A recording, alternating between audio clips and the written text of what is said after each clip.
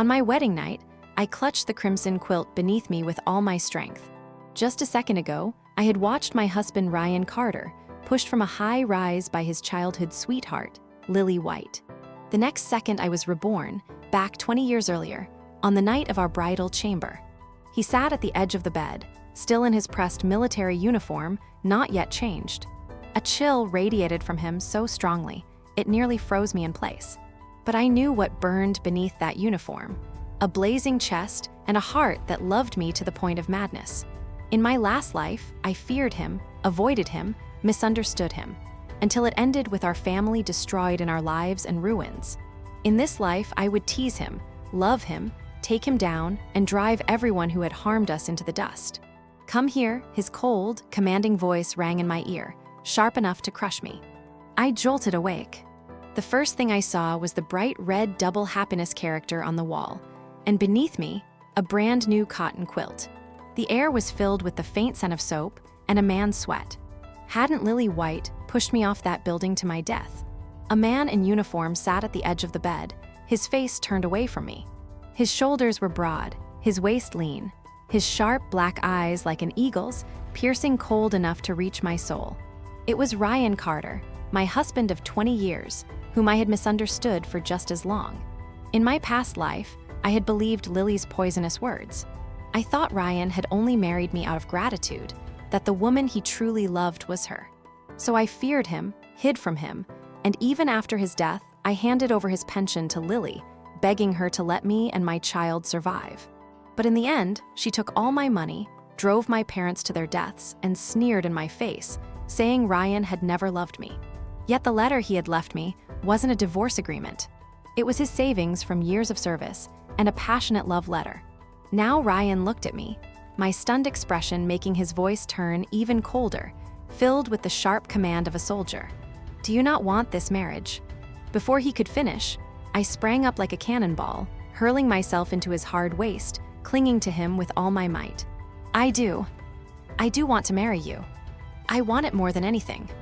I buried my face against his solid chest, greedily breathing in his scent, tears streaming down and soaking his uniform. Ryan's body stiffened instantly, hard as stone. He must have thought I would cry like last time, begging to be freed from a forced marriage. After all, everyone knew he had leveraged saving my father's life to marry me. Everyone in the compound mocked me, saying a country girl like me didn't deserve a rising star like him. Even I believed it. But living again, I finally understood. Gratitude. Divorce. All lies. This man had cared for me since the moment he first saw me in the countryside. To marry me, he had rejected the daughter of a high-ranking commander and borne immense pressure alone. I clung to him, sobbing like a child. Part regret, part grief, but mostly the wild joy of having him back. Ryan clearly had never seen me like this. He was completely at a loss, his hands awkwardly hovering before finally settling stiffly on my back, patting it lightly. "Stop crying," he said. His tone was still firm, but beneath it was a clumsy tenderness. When I finally lifted my swollen eyes to him, my voice was thick with tears. "Ryan Carter, do you think I'm being dramatic?" He said nothing, his brows furrowing tighter, his deep gaze full of suspicion, as if trying to figure out what on earth I was up to. His lips, always pressed in a stern line, moved slightly as though choosing his words. In my past life, this was when he had said, "If you don't want this, I'll send you home tomorrow." I stared at his lips, my heart pounding in my throat. This time I couldn't let him say it. I rose on my toes and under his shocked gaze, pressed my trembling lips against his, clumsily silencing the words that would have cut me again. A brief, tentative kiss, gone in an instant. The entire room froze. Ryan's body went even more rigid than before. His eyes wide in shock, like a wild beast ambushed without warning. His eyes were filled with disbelief, and his ears turned red from the base upward, the color spreading across his handsome face. So this iron-blooded soldier, decisive on the battlefield, was actually this pure and innocent. I laughed secretly inside, but outwardly put on a look of grievance mixed with stubbornness. With a hoarse voice, I said, "Ryan Carter, listen carefully. I was foolish before. I didn't know any better. But from today on, I am your wife. In life, I am yours. In death, I am your ghost. Whoever dares to talk nonsense about us, I'll tear their mouth apart. Every word I spoke landed heavily in Ryan's heart. He looked at me, his gaze complicated, part probing, part doubtful, and with a trace of deep joy I almost overlooked. His Adam's apple bobbed as he swallowed, his voice even rougher than before. "Are you serious?" "More real than gold," I answered firmly, staring at him with burning eyes.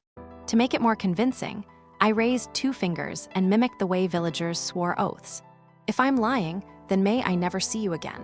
The moment the words left my mouth, Ryan's face changed. He grabbed my hand, his grip so strong I thought he would crush my bones, and barked. "Don't you dare say that." His dark eyes swirled with a fear so raw, he probably didn't even realize it himself.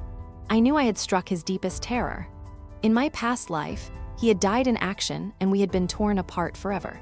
My heart ached terribly as I turned my hand to clasp his burning palm, pressing it against my cheek. In a soft, soothing voice, I whispered, "All right, I won't say it again." "But do you want me?" I tilted my head up, gazing at him with bright, trusting eyes, like a little kitten waiting to be loved. Moonlight streamed through the window, softening the sharp edges of his face. His long, tense jaw seemed to ease just a little. He stayed silent for so long that I thought he might push me away again. Finally, he spoke, his voice carrying a helpless sigh. "You silly girl." Then he bent down, and a scorching kiss tinged with tobacco and soap landed heavily on my forehead. His kiss was clumsy and awkward, yet it carried an unquestionable sense of possession. Afterward, he looked at me, dark eyes roiling with emotions I couldn't decipher. Word by word, he asked, "Emma, who exactly are you?" His gaze was so sharp it felt like it could strip away my flesh and see the reborn soul hidden within me. My heart lurched. I almost thought I was exposed, but I quickly calmed myself. After living a second life, I had grown a thick skin. I blinked, deliberately putting on an innocent yet aggrieved look. "Of course I'm Emma, your brand new wife. What, we just got married, and you're already trying to deny it? Isn't that what city people call a scumbag?" That word was new for this era, and Ryan clearly hadn't heard it before. But from my tone, he could tell it wasn't anything good. His brows furrowed, his ears turned red again, and he looked more embarrassed than angry. "Nonsense. When did I ever deny it?" He literally just asked me who I was. I accused, righteous and indignant. Ryan faltered, momentarily speechless. He must have thought back to how cold he had been toward me before marriage, compared to how suddenly passionate I was now. The drastic change had clearly unsettled him. Watching him struggle for words, I was secretly overjoyed. This man, feared as a ruthless commander outside, was rendered tongue-tied at home by just one sentence from me.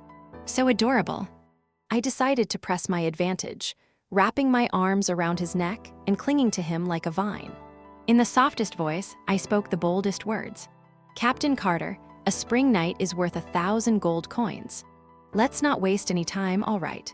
The moment the words left my mouth, I felt his entire body tense like a drawn bow. His Adam's apple moved up and down, and his breathing grew heavier. Just as I thought he might take me right then and there, 2 sharp knocks sounded at the door. A delicate, saccharine voice followed. "Ryan, are you asleep? My mom made some brown sugar eggs for you and your wife. I brought them over." It was lily white. The warmth in my heart instantly froze to ice. Speak of the devil. In my past life, she had done the exact same thing, knocking on our door on our wedding night, carrying a bowl of brown sugar eggs, fussing over Ryan while throwing subtle barbs at me. Every word of hers had hinted that a country bumpkin like me wasn't worthy of Ryan Carter. Her words had stabbed at my insecurities, making me feel even smaller. That night, Ryan had driven her out, but the thorn she left behind pierced my heart for 20 years. This time, I wasn't going to let her succeed. Ryan's brow furrowed so tightly it could crush a fly. Without a thought, he was about to tell her off, but I quickly pressed his hand down and shook my head.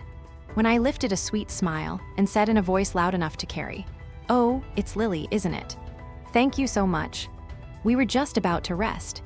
"Ryan, hurry and open the door. Don't leave the young lady waiting outside." I deliberately put extra emphasis on we and rest, my tone intimate and suggestive. Ryan gave me a surprised look, clearly puzzled by why I'd let her in. I winked at him playfully, signaling him to trust me, though confused he chose to believe me. I got up and opened the door. Lily walked in gracefully, holding a porcelain bowl. She had clearly dressed up today, wearing a fitted floral blouse, with 2 glossy braids draped over her chest. Her face bore just the right touch of a caring smile. "Ryan," she said sweetly, not even sparing me a glance as she handed the bowl directly to him. "You must be exhausted after a full day of training. Drink this while it's hot. It'll replenish your strength. And you too, Emma. Ryan and the compound should know how to take care of their men." The way she said it, it was as if she were the true mistress of this home. In my past life, her words had made my face burn with shame, wishing I could sink through the floor. But now I only smiled, stepped forward, and took the bowl from her hands to set it on the table.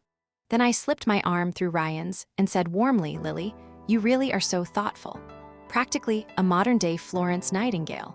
Even like me, I'm clumsy and useless. I'll have to learn from you how to take proper care of our Ryan." I made sure to draw out our Ryan. Sweet as honey. Lily's smile faltered, her face stiffening for just a second. Ryan stood off to the side, arms crossed, leaning casually against the doorframe, watching me play this little game. His gaze was full of amusement. He didn't say a word, but the small motion of his fingers tapping against his arm betrayed that he was deep in thought, quietly enjoying the show. Lily quickly regained her composure, taking my hand and speaking with false sincerity. "Emma, don't say that. We're family. There's no need to talk about who serves who. Ryan has a cold temperament. If you ever feel wronged, don't bottle it up. You can always come to me. I'll help talk to him for you." Her skill at reading between the lines could have made her a famous influencer in later times. On the surface, her words sounded caring, but in truth, every sentence was meant to sow discord. She hinted that Ryan treated me poorly while setting herself up as the warm, caring older sister. I sneered inwardly, but outwardly put on a look of tearful gratitude. "Really? That's wonderful. Lily, you're truly like family to me. Honestly, I've just married into this home, and I feel so insecure. I don't know how to do anything, and Ryan is so outstanding. I'm always afraid I'll embarrass him, that I won't be worthy of him." As I spoke, I squeezed out just the right amount of tears, looking pitiful and delicate. A flicker of smugness flashed in Lily's eyes. She patted my hand comfortingly. "Emma, don't think like that. Feelings can't be forced, as long as you." Before she could finish, I suddenly dropped to my knees with a loud thud. "Lily, since you care so much about us, I have a favor to beg of you." If Lily and Ryan, who had been silently watching, stiffened in shock, "What are you doing? Get up right now." Lily's face went pale with fright, and she hurried to pull me up, but I clung to her hands stubbornly, refusing to rise. Through sobs, I cried out, "Lily, I know you and Ryan grew up together. You understand him better than I do. You know how to care for him. I'm clumsy. I can't take good care of him. Why don't you handle Ryan's daily needs from now on? Please don't refuse, or it will mean you look down on me, your sister-in-law." My voice wasn't loud, but it was enough for the neighbors still awake in the corridor to hear every word. On the surface, it sounded like I was entrusting her. It was a trap. In this era, for an unmarried woman to take care of a married man's personal needs would ruin her reputation if word got out. Lily's face turned white, then green, then red, shifting colors like a painter's palette. As she agreed, she'd be shameless. If she refused, she'd rip off her own mask of kindness. "Emma, you must be joking." She stammered, trying to pull her hand back. "I'm not joking. I mean it." I gripped her hand tighter, crying harder. "If you refuse, then it means you despise me for being a country girl. That Ryan despises me too." Still sobbing, I turned pleading eyes toward Ryan.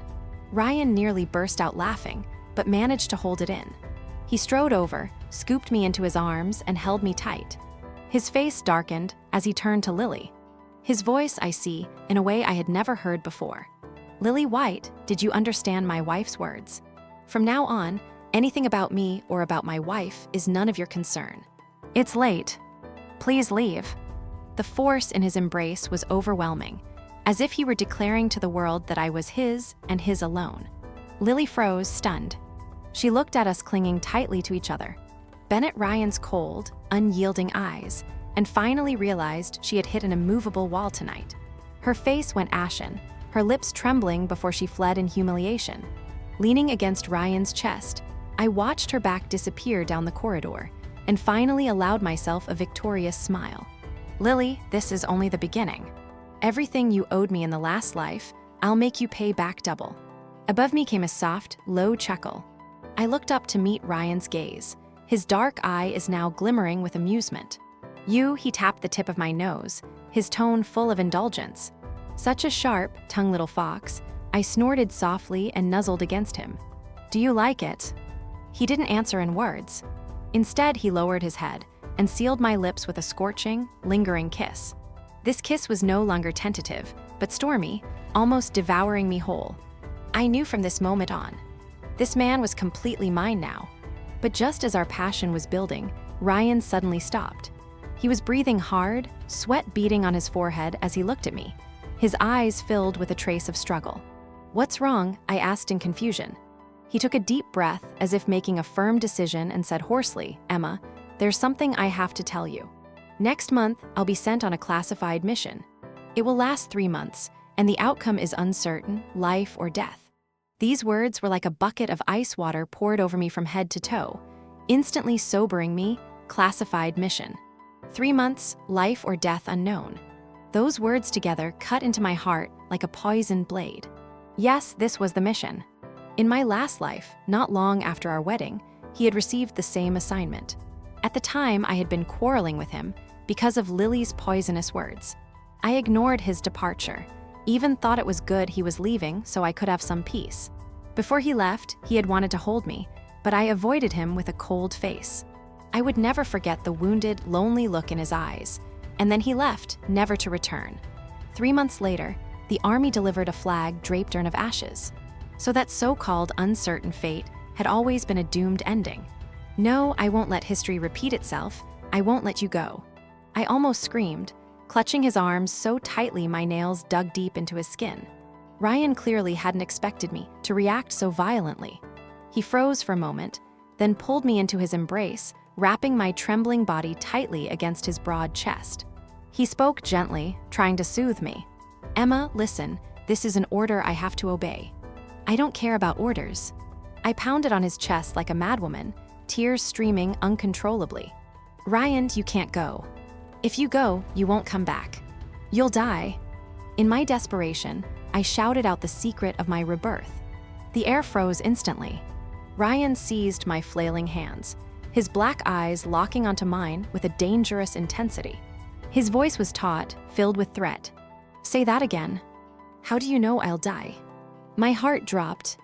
I realized I had said the wrong thing. How could I explain? That I was the ghost of his wife from 20 years in the future. He would only think I'd lost my mind. My brain raced, scrambling for an excuse. I had nightmares, I blurted out, crying even harder. For the past few nights, I kept dreaming of you, covered in blood, lying motionless on the ground. Ryan, I'm terrified. I'm so scared. I sobbed until I was breathless, like nothing more than a young wife shaken by nightmares.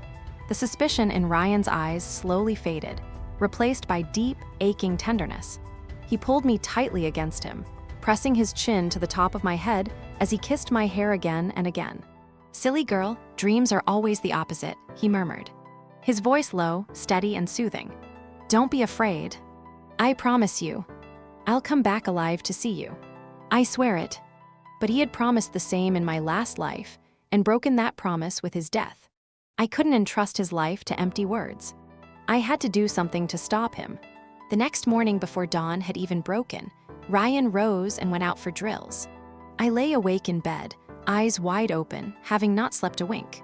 My mind a tangled mess. My mind was filled with ways to stop him from going on that mission. Pretending to be sick wouldn't work. The army had doctors who would see through it instantly.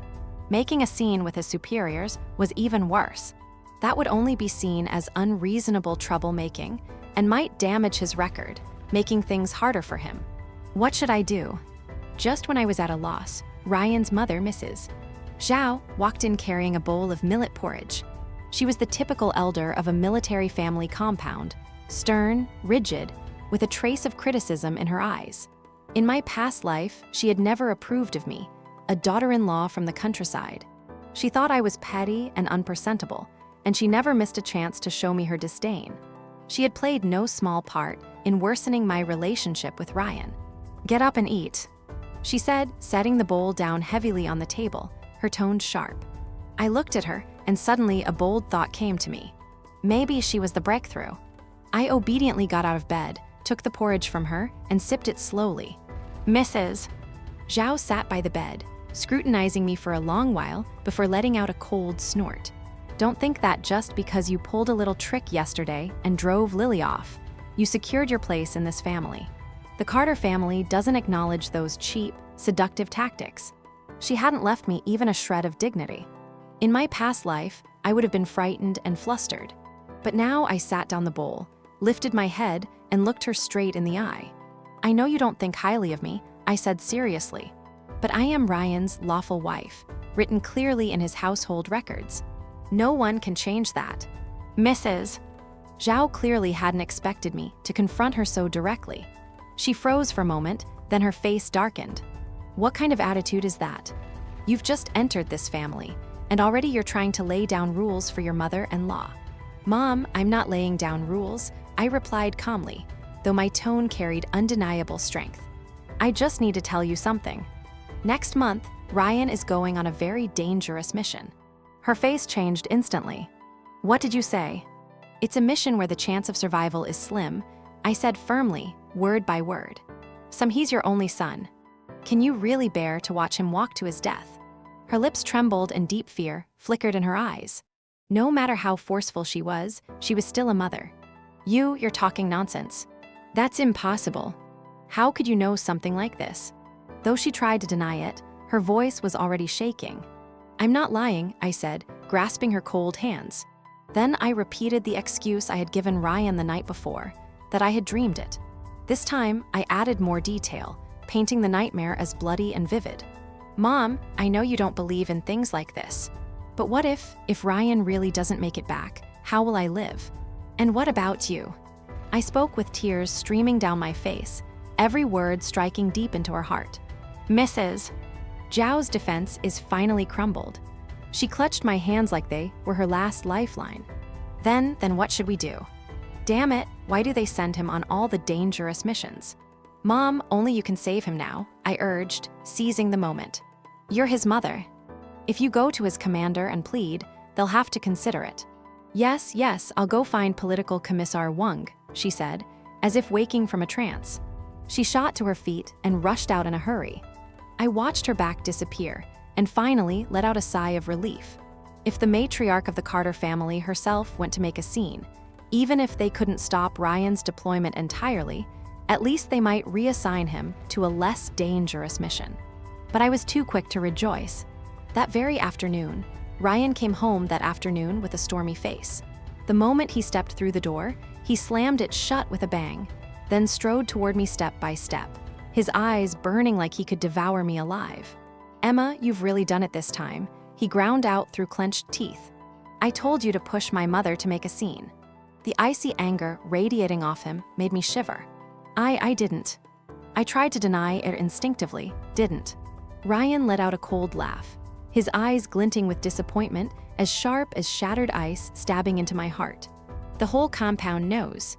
My mother barged into Commissar Wang's office, crying and shouting that you had a nightmare, dreamed I died, and now she refuses to let me join this election. Emma, where do you expect me to put my face? How am I supposed to face my comrades?" His voice rose with each word, every question hitting my chest like a heavy hammer. I stared at his reddened eyes and his clenched fists. This time I had truly driven him to the edge. Soldiers valued nothing more than honor and future prospects. And to keep him safe, I had forced him into the most humiliating withdrawal from an important selection. "I'm sorry," I murmured, lowering my head, my voice barely louder than a mosquito's hum. "I don't want to hear sorry." Ryan roared, slamming his fist onto the table. The enamel bowl jumped with a sharp, jarring clang. "I want to know why. Why did you do this? Just because of a stupid nightmare? When did you become so unreasonable?" The disappointment and confusion in his eyes hurt more than a slap across the face. To him, I must have looked like a deranged woman who had turned his life upside down over a meaningless dream. But he didn't know. That nightmare had been bloody reality, lived once before. How could I explain it? Tears welled in my eyes, but I forced them not to fall. Crying was useless. I drew a deep breath, lifted my head, and met his furious gaze. In a calm, steady voice I had never used before, I said, "Ryan Carter, yes, I'm being unreasonable. I just don't want you to go. If you think I've disgraced you, then divorce me." Ryan froze, struck speechless.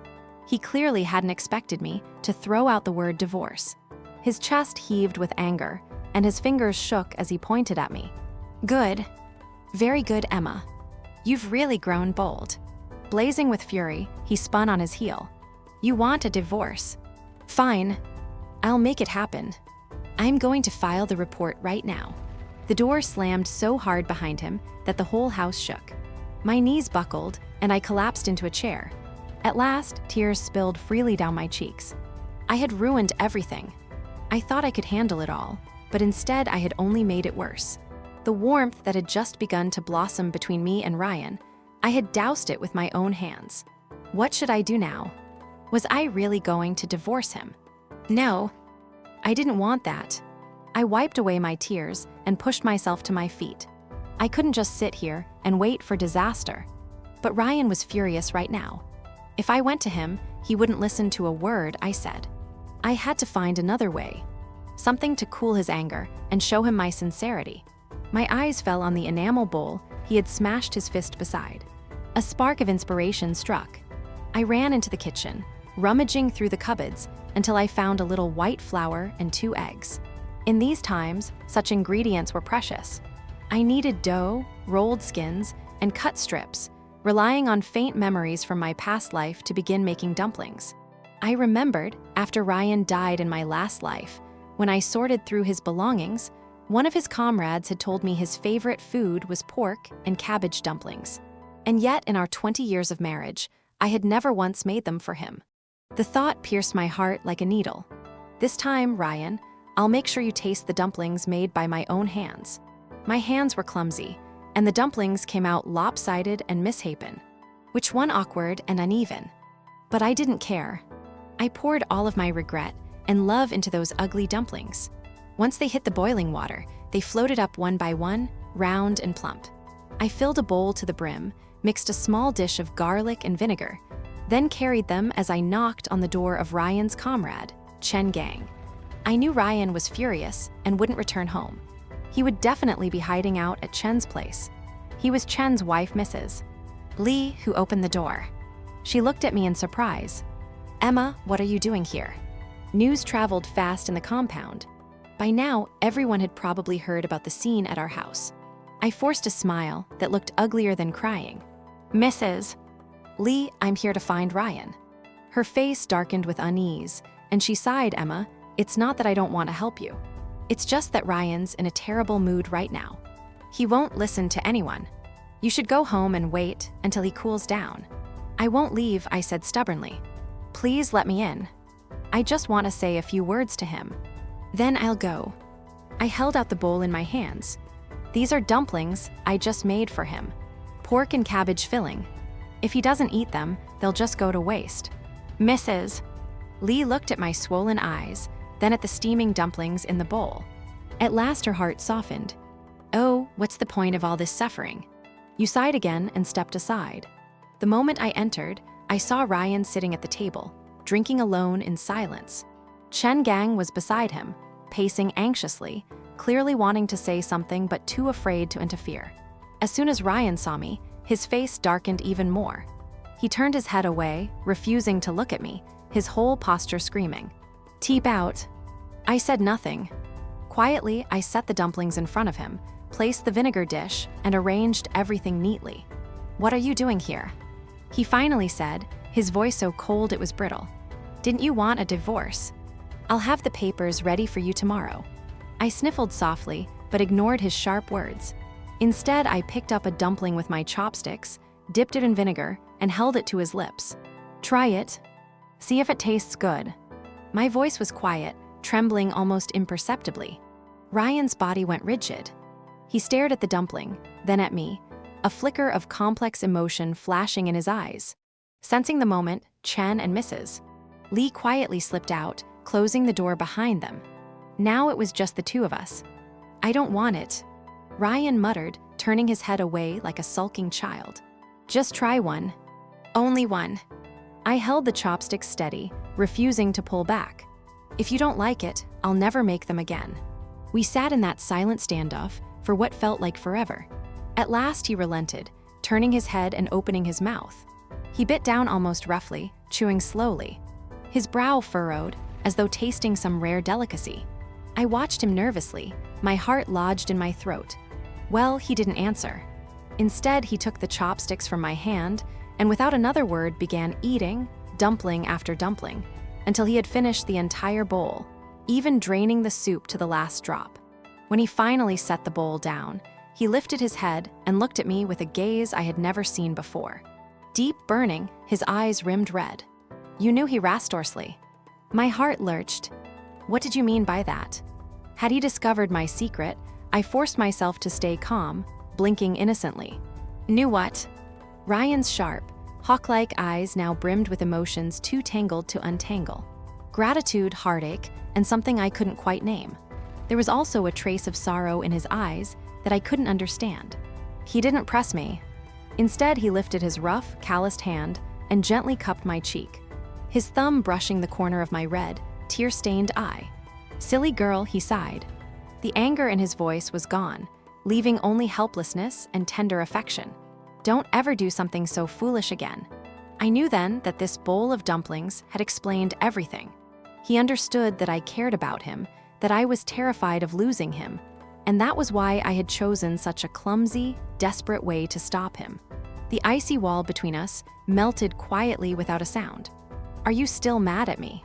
I asked carefully. "Of course I'm mad," he replied, though his hands were unbearably gentle. "Mad that you don't take care of yourself. Mad that you tossed around the word divorce like it meant nothing." That was just in the heat of the moment. I rushed to explain. "I know." He pulled me into his arms, holding me tight, his chin resting on the top of my head. "But you're never allowed to say it again. Not a single word." I buried my face against his broad chest, nodding hard, greedily breathing in the scent of him that soothed my heart. The storm had finally passed. Ryan didn't withdraw from the selection in the end, but he promised me it was only a selection, not a guarantee he'd be chosen for the most dangerous mission. He said he would give it his all, but he would also cherish his life. I chose to believe him. Life seemed to return to normal.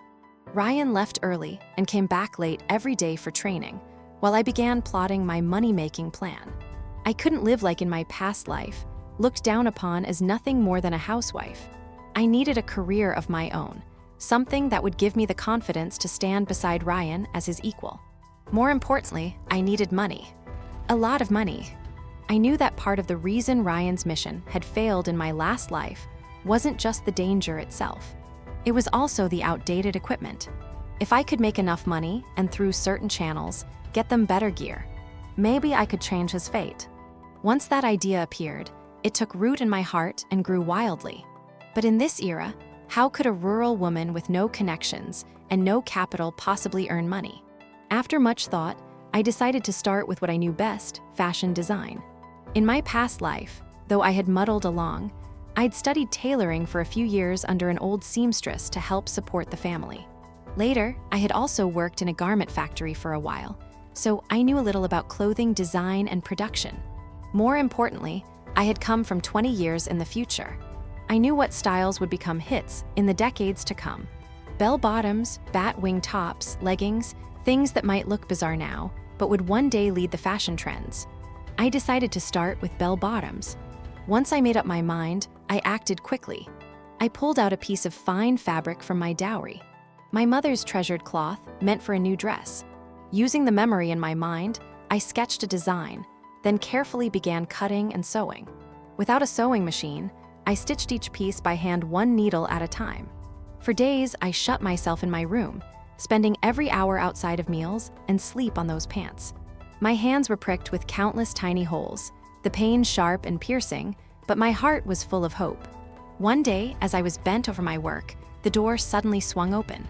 Lily White glided in gracefully, followed by several other military wives from the compound.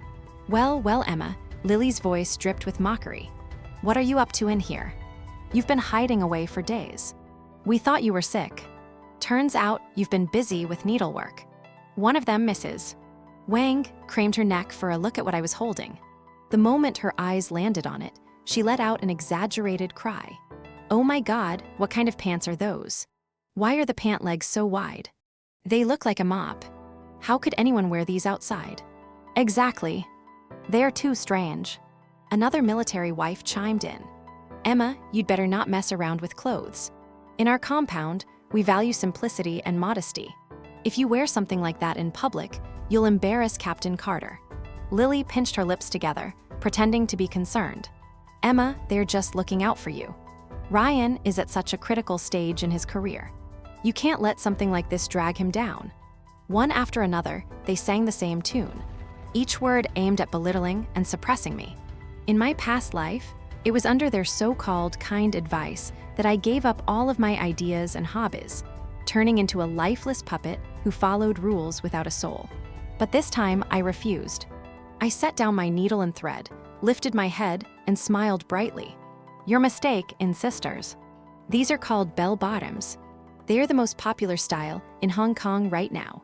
It's normal if you don't understand." My tone carried a confidence that broke no doubt, leaving them speechless. Lily's face darkened, but she quickly forced a smile. "Emma, I know you're young and love chasing fashion, but these pants are far too ahead of their time. No one around here would dare wear them." "Who says no one would dare?" I stood up, holding the newly finished pair of bell-bottoms against myself. "I dare." Right in front of them, I changed into the pants. I paired them with a fitted white blouse, tucked neatly into the high-waisted blue bell-bottoms. The trousers hugged my hips perfectly, accentuating my slender waist, while the wide legs swayed gracefully as I moved, making me look taller and effortlessly stylish. The room went silent. Everyone stared at me, eyes wide with shock and awe. Even Lily, who had been waiting eagerly to laugh at me, couldn't hide the flash of jealousy in her gaze. She had always considered herself the fashion leader of the compound, but compared to me in these clothes, her floral blouse looked hopelessly outdated.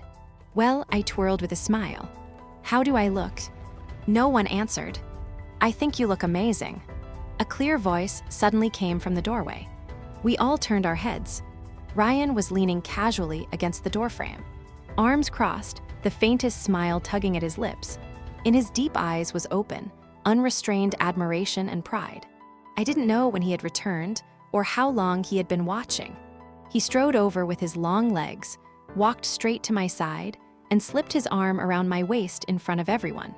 "My wife looks good in anything she wears." His gaze burned into me, so intense it nearly melted me. "Wear it just like this, I love it." Then his eyes swept over Lily and the other wives, his tone turning cold. "Emma is my wife. What she wears, what she does. It's not for outsiders to dictate." The words were sharp and domineering, shedding every mouth in the room. Lily's face turned red, then pale, twisting with humiliation. She must never have imagined that the public spectacle she had plotted to shame me would turn into a display of affection between Ryan and me. Watching her tremble with anger yet unable to lash out filled me with sheer delight. After they all left in defeat, Ryan finally released me, though he still kept me close in the circle of his arm. He lowered his head to my ear and whispered in a voice meant only for me. "The pants are nice, but your waist. It's so small, I can wrap one hand around it." His breath was hot against my ear, tickling and burning, and my face turned bright red in an instant. What was wrong with this man? Where was the aloof, restrained Captain Carter I had known before? Why was he suddenly saying things so shameless? They made my face burn and my heart race. "You? What nonsense are you spouting?" I pushed him shyly, but he caught my hand, lifted it to his lips, and kissed it. His dark eyes gleamed with teasing amusement. "Don't you already know my measurements better than anyone?" Boom! My face instantly went up in flames. I wanted to crawl into a hole, but before I could, he suddenly grew serious. "Emma, can you make another pair of these pants?" Huh? I froze. You want to wear them. The image of Ryan in bell-bottoms flashed through my mind, and I couldn't help but burst out laughing. What are you thinking? He tapped my forehead in mock irritation. My sister is coming home from the art troupe next week. I want to give her a gift. Ryan's younger sister, Lauren Carter. My heart skipped a beat. In my past life, she and I had been like fire and water. She thought I was rustic, unworthy of her brother, and every time we met, her words dripped with mockery. But now, this was my chance. All right, I agreed quickly. I'll make sure your sister looks absolutely stunning. Not only would I win over my mother-in-law and my husband, but I'd conquer the most difficult hurdle of all, my sister-in-law. The day Lauren came home was a weekend. Ryan and I went together to the train station to meet her. From afar, I spotted a lively young girl with a high ponytail. She wore a faded military uniform, but her youthful beauty couldn't be hidden. A large green duffel bag hung over her shoulder as she walked toward the exit. It was Lauren Carter. Just like before, when her eyes landed on me, the warmth instantly cooled. She gave me only a restrained nod, barely a greeting, before eagerly looping her arm through Ryan's and chattering away. Ryan, you're too much. How could you not tell me about something as big as your wedding? I came back only to find the whole compound laughing, saying I suddenly have a sister-in-law from the countryside. She said it loudly on purpose, every word meant for my ears. Ryan's brows furrowed immediately, his voice dropped cold. Lauren, is that how you speak to your sister-in-law? Am I wrong? She pouted, dissatisfied. Her critical gaze swept me up and down, finally landing on the bell-bottoms I had chosen to wear today. The disdain in her expression only deepened. Ryan, look at what she's wearing. Such weird clothes, aren't you embarrassed? I think she looks great, Ryan said firmly, his tone leaving no room for doubt. Your sister-in-law made those herself. She even made you a pair. Consider it a welcome gift. With that, he handed her the paper bag he was carrying. Lauren accepted it reluctantly, but when she peeked inside and saw a pair of bell-bottoms just like mine, only pink, her eyes lit up instantly. Girls from the art troupe had a natural weakness for anything trendy, though she muttered, who would wear such strange pants? Her hands betrayed her, carefully folding the trousers and holding onto them tightly. Back at the house, she claimed she didn't want them, but her actions said otherwise. The moment she could, she ran off to her room and changed. When she came out wearing the pink bell-bottoms paired with a crisp white blouse, everyone was stunned. Even my mother-in-law, Mrs. Zhao, who had always disapproved of me. Oh my, Lauren, you look just like a movie star stepping out of a magazine. Mrs. Zhao circled her daughter several times, her face glowing with pride. Lauren, delighted, pruned in front of the mirror, her joy impossible to hide. Seizing the chance, I stepped forward with a smile. It's really all thanks to Lauren's natural beauty and figure. She looks amazing in anything. Flattery never fails. Sure enough, her expression softened, and though she still didn't treat me warmly, at least her words lost their barbed edge. At dinner, I went all out, preparing a full table of dishes, braised pork, sweetened sour fish.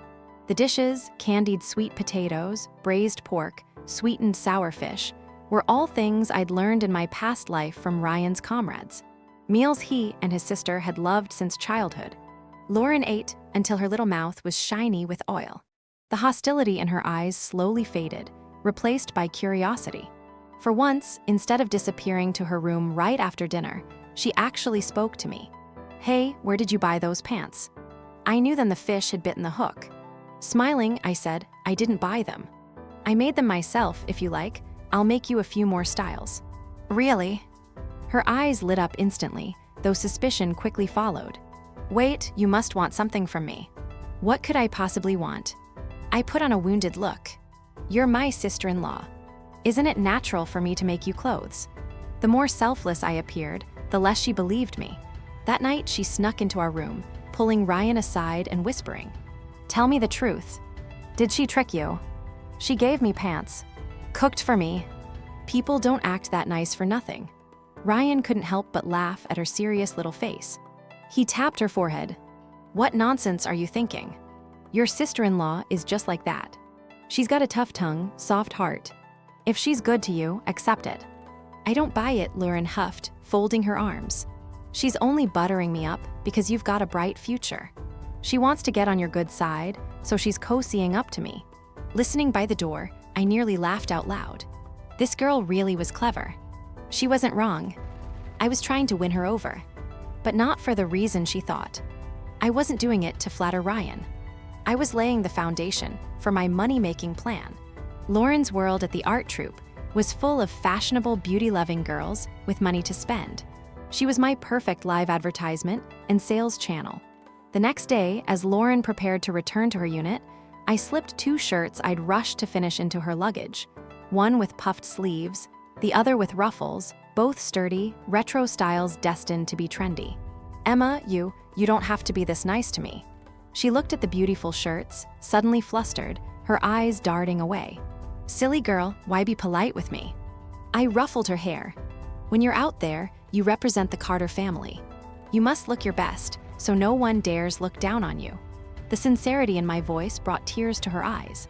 Lauren had lost her father young, and Ryan had always been away in the army. Their mother was harsh and strict. No one had ever spoken to her with such warmth. Emma, she sniffled, and for the first time called me sister-in-law from the heart. I knew then I had completely won her over. Once we sent Lauren off, my plan officially began. Using every bit of money Ryan had given me, 50 yuan, I managed to get a batch of fabric from the south. Then I shut myself in our room and began working like mad. Bell-bottoms, collared blouses, dresses, one hot new item after another came out of my hands. When Swami staying up past midnight, dark circles under my eyes and his heart ached. Wrapping his arms around me from behind, he pulled my hands away from the fabric. Don't overwork yourself. If you love making clothes, then one day when I have the money, I'll open a clothing factory for you. You can sew all you want. Leaning against his chest, my heart swelled with sweetness. All right, but you'd better work hard. My dream depends on you, Captain Carter. Yes, ma'am, he said in a dramatic movie tone, planting a kiss on my cheek. A week later, I received a letter from Lauren. Besides the usual greetings, it contained a 200 yuan money order and a long list of orders. Sister-in-law, your clothes are amazing. As soon as I wore them back to the troupe, all the girls went crazy for them. They all want to buy some. This is the deposit I collected. See if you can make a few more for them. I wrote down the styles and sizes on the back. When I saw that long list of orders and the 200 yuan payment, I nearly jumped out of my skin with excitement. I'd done it. My very first earnings were in hand. In this era, when the average monthly salary was only 30 or 40 yuan, 200 was a staggering sum. Clutching the money order, I ran straight to the training grounds, eager to share the good news with Ryan. But before I even got close, I saw the place surrounded by people. The air thick with tension. A bad feeling seized me. I pushed my way into the crowd, and there stood Deputy Commander Lee Waiguo, one of Ryan's rivals for the selection slot. He was jabbing a finger in Ryan's face, shouting furiously, "Ryan Carter, you despicable man. Just for a spot in the selection, you stoop to such vile tricks. I'm telling you, I won't let this go." When the ground between them lay a stretcher, covered with a white cloth, beneath it was the outline of a body. Dark blood seeped slowly through the fabric. My stomach dropped to the floor. What happened? I grabbed a soldier beside me. My voice urgent. The soldier's face was full of grief. Sister-in-law, it was John Howe. He fell during obstacle training when the rope suddenly snapped. He's gone. John Howe, one of Ryan's men, he was only 18. A boy with dimples that showed whenever he smiled. The rope snapped. My mind latched onto the detail immediately. Training equipment was always inspected before and after use.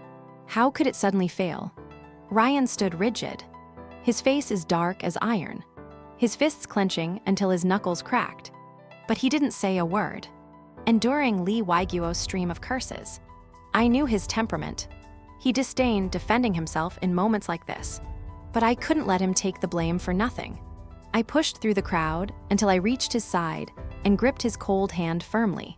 "I believe you," I said, staring into his eyes and enunciating each word. His body jolted slightly, surprise flickering across his face. He probably hadn't expected that. At a time when everyone accused him, I would stand beside him without hesitation. The ice in his eyes softened just a little. Then I turned to Lee Waiguo, my voice sharp as steel. "Deputy Commander Lee, you can eat recklessly, but you can't speak recklessly. You claim Ryan checked the rope. Do you have proofs? Making accusations without a proper investigation. Is this your way of conducting yourself?" My words weren't loud, but each one rang clear and strong, silencing the noisy crowd. Lee Waiguo faltered, then flushed with anger. "What does a woman like you know? This isn't your place to speak. I'm Ryan Carter's wife. His business is my business. I refuse to back down. I only know that the military values truth and honor. Baseless speculation and slander not only insult Captain Carter, but also disrespect the soldier who lost his life." At that, many of the soldiers around us began nodding in agreement. Lee Waiguo's face flushed red, then white, left speechless by my words. Just then, Political Commissar Wang arrived at the scene. After hearing the situation, his expression grew unusually grave. "This matter will be thoroughly investigated by the Army. Until the results are out, no one is allowed to make reckless accusations." His voice cut through the tension like a gavel. "Ryan Carter, Lee Waiguo, both of you, come with me to the office." Ryan followed him, but before leaving, he gave me a long, steady look. In his eyes, I saw gratitude, relief, and also a flicker of worry. He knew as well as I did that things were far from simple. This was no accident. It was a carefully planned trap, and the mastermind was very likely none other than Lee Waiguo, the one putting on the biggest show of outrage. In my last life, after Ryan's death, it had been Lee Waiguo who took his place and sat in the commander's chair. The more I thought about it, the colder my heart grew. No, I couldn't sit back and do nothing. I had to find evidence to prove Ryan's innocence. But how could a woman like me investigate matters inside the Army? When it struck me, Lily White. Her father was the head of the logistics department, in charge of all military supplies. If anyone could tamper with a rope unnoticed, he would be one of the prime suspects. And Lily had never stopped coveting Ryan. If Lee Waiguo promised her something in return, she might very well help him frame Ryan. The thought jolted me into action. I couldn't sit still any longer. I ran straight to Lily's house. Her mother opened the door, eyeing me with suspicion. "What are you doing here?" "I'm here to see Lily," I said coldly. "She's not here." Without a second thought, Mrs. White tried to shut the door. I shoved against it. My voice edged with warning. "Auntie, I suggest you let me in. Otherwise, when the investigation team comes knocking, it won't look good for anyone." Her face changed instantly. Taking the chance, I forced my way inside. There was Lily, sitting in the living room, pale and flustered, watching an envelope in her hand. The moment she saw me, she jumped up like a startled rabbit, instinctively trying to hide the envelope behind her back. Too late, I lunged forward and snatched it from her grasp. "What are you doing?" "Give it back." Lily shrieked, rushing at me. I shoved her aside and tore open the envelope. Out spilled a stack of crisp bills and a note. On the note was a single line. "Once it's done, I'll marry you." The signature below was bold and unmistakable. Lee Waiguo. Everything was clear now. Lee Waiguo and Lily had conspired to stage the accident. One for ambition, the other to frame me and force Ryan into divorce. A perfect pair of shameless traitors. You're insane." My whole body shook with fury. "A soldier's life. How dare you?" "I don't know anything." "I don't." Lily screamed through her tears, still trying to deny it. He shoved it into my hands. "It has nothing to do with me. Nothing to do with you." I sneered, waving the envelope in her face. "Then how do you explain this?" I threw the evidence down hard at the feet of mother and daughter, then turned on my heel and left. I didn't go to Commissar Wang's office. Instead, I marched straight to the Military District Security Division. Against people like this, there could be no mercy. Only thunderous justice, leaving them no chance to rise again. An hour later, Lee Waiguo, Lily White, and her father, the logistics chief, were all taken away by security officers. With both witnesses and evidence in hand, the case was sealed. They didn't even have the chance to deny it.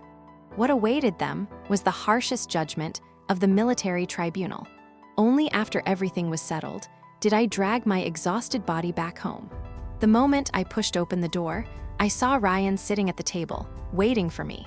On the table sat a steaming bowl of brown sugar water. As soon as he saw me, he stood up quickly, strode over, and pulled me tightly into his arms. He didn't say a word, but the trembling of his body and the strength of his embrace told me everything was over. I patted his back gently, my voice soft with comfort. "Thank you, Emma," he murmured harshly into the crook of my neck, his face buried against me. "Thank you for believing in me." "Fool," I whispered back. "If I don't believe you, who else would I believe?" We held each other quietly for a long time. Eventually, he released me, cupped my face in his hands, and looked at me seriously, hesitation flickering in his eyes. "Emma, there's something I don't know if I should tell you." My heart skipped. Was it another dangerous mission? I forced a smile, trying to sound light. "Go on, we're husband and wife. What could you possibly hide from me?" Ryan was silent for a moment, as if choosing his words carefully. After Lee Wago and the others were caught, they confessed. It was true that Lily's father had swapped out the rope, but they also revealed something else. He paused, his dark eyes locking tightly onto mine. Among the soldiers who died during the last mission, there was an undercover agent we had planted inside the enemy. The mission didn't fail by accident. It was betrayed. There's a traitor among us. My heart pounded like a drum. The last mission, that was the one where, in my past life, Ryan had died, so he hadn't died because of the mission itself. He had been betrayed. The revelation exploded in my mind like a bomb. I clutched his arms so tightly, my nails turned white. The traitor. Did they catch him? Ryan shook his head, his face grim. Not yet. Lee Wago and Lily were just pawns. They never had access to classified intelligence. All we know is the traitor's codename, Nightingale, and he's hiding right here in our compound. Nightingale, I repeated the name in my head, scanning through the faces of everyone I knew in the compound. Who could it be? In my past life after Ryan's death, who had benefited most? Lee Wago, yes, but there was someone else. A face flashed through my mind, always smiling gently, always so considerate. Commissar Wang, yes. After Ryan died, Lee Wago wore the commander's badge, but the one with true power was Commissar Wang, and he had always shown me special care in the name of looking after a martyr's widow. Looking back now, there had always been something unsettling in his gaze. Could it really have been him? A chill ran down my spine. If it was really him, then he had hidden far too deeply. Ryan, I gripped his hand tightly, speaking with conviction. You have to join this selection. He looked at me in surprise. Didn't you? I've changed. I cut him off. Before, I only feared for your safety. But now that I know the truth, I have to support you. We can't let heroes die in vain. And we can't let traitors walk free. My words lit a fire in his eyes, flames burning bright with determination. Emma, he was so moved he could barely speak. I rose on tiptoe and pressed a kiss to his lips. Do what you need to do. Don't worry about home. I've got it covered. He nodded hard, his gaze overflowing with love and gratitude. From then on, Ryan threw himself into even harsher training. And I, while managing my budding clothing business, began watching Commissar Wan's every move in secret. Thanks to Lauren's role as my living advertisement, my fashion business thrived. Orders from the art troupe poured in more and more each day. Even art troops from other military districts came looking for me by name. I was making money hand over fist. And within just a month, I had become the most talked about little rich wife in the entire compound. Those military wives who once looked down on me, who used to mock me, now acted overly polite every time they saw me, tripping over themselves to cozy up to me. Human nature really was that realistic. I took advantage of those shallow sisterhood ties, piecing together scraps of gossip until I had a clearer picture of Commissar Wang. I learned that his wife had been bedridden for years, relying on an expensive imported drug to survive. I learned that his son was reckless and irresponsible, drowning in gambling debts. All of these were reasons he needed money, and his motive for betrayal. But I had no evidence. I needed something solid, something undeniable to bring him to justice. The opportunity came soon enough. One day, Commissar Wang's wife suddenly took a turn for the worse and was rushed into the military hospital. I immediately put aside my work, cooked a pot of chicken soup, and went to the hospital under the pretense of visiting an elder. Inside the ward, Commissar Wang sat haggardly by the bedside. When he saw me, he looked surprised, but still managed to squeeze out a gentle smile. "Emma, that's thoughtful of you. How's Auntie?" I asked as I set the chicken soup down, my voice laced with concern. "The same as always." He sighed, his brow furrowed with worry. I let my gaze drift casually toward the nightstand. There it was, the imported medicine I had heard about. "Uncle Wang, this illness must cost quite a lot every month," I probed gently. For a split second, his expression froze, but then he quickly recovered. "The army has good benefits. Some of it can be reimbursed." He was lying. That imported drug was never covered by military insurance. With his salary, there was no way he could afford it. I sneered inside, but kept my face calm. "That's good then," I said warmly. "Money comes and goes, as long as Auntie is well, that's what matters most." I chatted a little more than stood to leave. But just as I turned, I caught sight, out of the corner of my eye, of him carefully taking a small snuff bottle from his pocket. Painted on it was a bird's brow feather. He held it tightly, rubbing it with a look of reverence and dependence. It was him, I was sure of it. That snuff bottle was the token he used to contact his handler. My heart pounded wildly. I had to find a way to get that snuff bottle. Leaving the hospital, I didn't go home. Instead, I went straight to the post office and sent an urgent telegram to Lauren. "Emergency. Come back immediately." 3 days later, Lauren arrived in a rush, dusty from travel. "Sis-in-law, what happened? You called me back so urgently." His face was full of worry. I pulled him into the room, shut the door, and laid out everything. My suspicions, my reasoning, my plan. Lauren listened in shock, his face draining of color. "Sis-in-law, you're not joking, are you? Uncle Wang? How could he possibly be a traitor?" "I'm not completely certain. That's why I need your help," I said firmly, looking straight into his eyes. "Lauren, right now, only you can help me." My plan was simple, but dangerous. I wanted Lauren to use his position as a performer in the art troupe to get close to Commissar Wang and find a way to obtain that snuff bottle. "This is too dangerous." He shook his head repeatedly, fear flashing in his eyes. "What if he finds out? Believe in me and in yourself." I clasped his cold hand, giving him a steady, encouraging look. "Haven't you always wanted to be a hero? Just like your brother, now's your chance." My words lit a fire in his heart, stoking both his courage and his sense of justice. He hesitated for a long time, but finally, gritting his teeth, he nodded hard. "All right, sis-in-law." We called our plan the Prince and the Pauper. The first step was to create a reasonable excuse for Lauren to get close to Commissar Wang. The chance came quickly. The military district was set to host a joint military-civilian gala, and Commissar Wang was the chief organizer. Lauren, as the star of the art troupe, was naturally chosen as the female lead of the evening.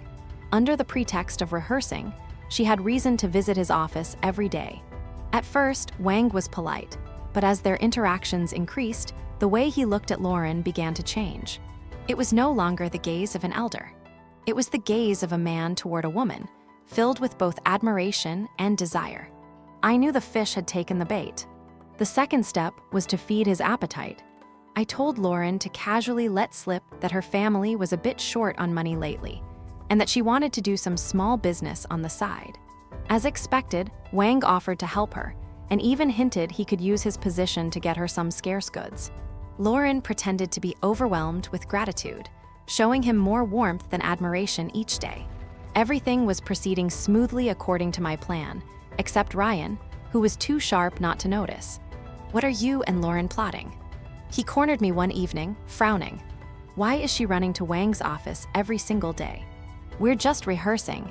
I mumbled, avoiding his eyes, rehearsing. Ryan let out a cold laugh. He pinched my chin, forcing me to look at him. "Do you think I'm stupid, Emma? I'm warning you. Don't mess around. Commissar Wang isn't someone you can handle." His tone was harsher than I had ever heard. I knew it wasn't anger. It was fear for us. Worry, we know our limits. Rising on my toes, I pressed a reassuring kiss to his lips. "Trust me." "Okay." He held my gaze for a long time, then sighed heavily and pulled me into his arms. "Promise me you'll be careful." "I will." The final step, and the most dangerous one, was to get our hands on the snuff bottle. On the night before the gala, Lauren invited Wang to the rehearsal hall under the excuse of one last script check. The hall was empty, except for the two of them.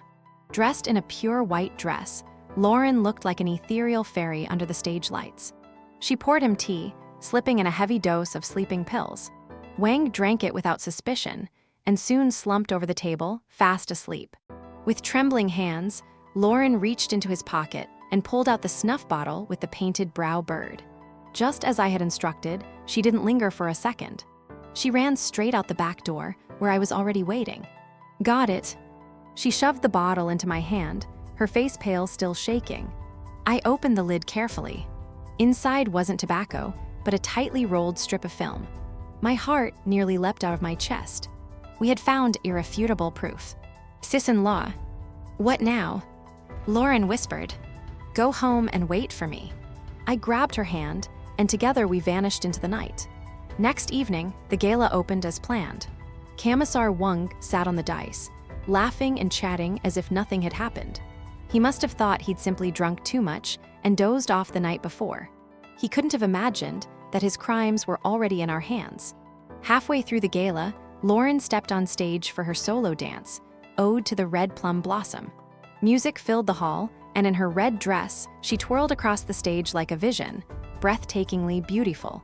But just as the performance reached its climax, the massive curtain behind her suddenly flickered to life, not with the prepared backdrop, but with blown-up photographs, images from the film strip, maps of the military district's defenses, specifications of critical weapons, lists of undercover agents. The entire hall erupted in chaos. Gasp filled the air as everyone froze in shock. The leaders on the dais all shot to their feet at once, their faces full of shock and fury. Commissar Wang's face, however, went pale as paper. He knew he had been exposed. Instinctively, he tried to flee, but it was too late. Security officers who had been lying in wait surged forward, pinning him hard to the ground. "Wang Xinwei, you are under arrest." Even as the cold handcuffs snapped around his wrists, he still looked stunned, as if he couldn't fathom how he had been discovered. He would never have imagined that the ones who toppled him were two women he had always dismissed as weak and powerless. The traitor Nightingale was finally caught, and the shadow hanging over the military district at last lifted. Lauren and I became heroes in one decisive stroke, though we remained hidden figures behind the scenes. Word of our deeds still spread quietly. My mother-in-law, Mrs. Zhao, clasped my hands with tears streaking her face. "Good child, such a good child. Our Liu family has wronged you." From then on, she never once gave me the cold shoulder again, treating me as though I were her own daughter. And Ryan looked at me with a fiery gaze I had never seen before, full of worship, pride, and love. "Emma, you really are my heroine." He scooped me up and spun me around the room like a fool, laughing uncontrollably. The crisis was over, and our love, tested in fire and blood, became unshakable. My clothing business also flourished. I was no longer satisfied with small-scale work. With the money I'd earned, I rented a storefront in the city and opened my own boutique. I named it Evening Breeze.